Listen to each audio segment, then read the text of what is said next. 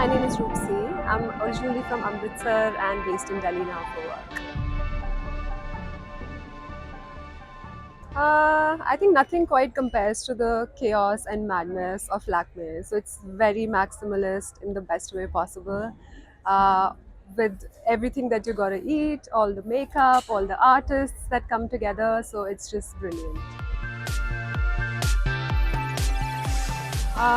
Well, last night was fabulous. I walked for Falguni and Shane Peacock, and it was really something.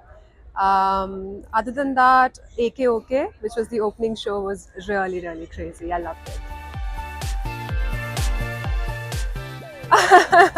Models running around to get into their second changes, grabbing sips of water, getting their touch ups done, getting their shots done, getting their shoes double taped, and a lot more. You'll have to really be here to understand.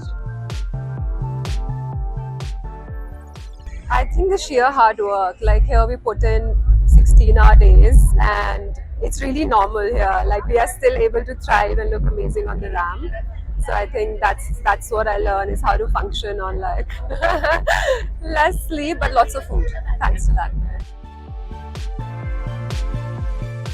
Well, I've obviously done a lot of seasons of India Couture Week and a lot of independent shows as well. I've lost count really.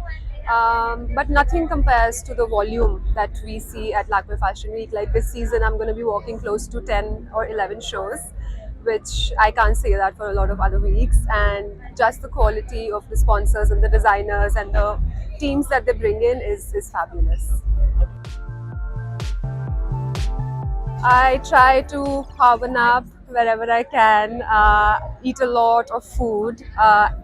As opposed to what people generally think, models eat a lot of food. Lots of water and good company, I think, is what.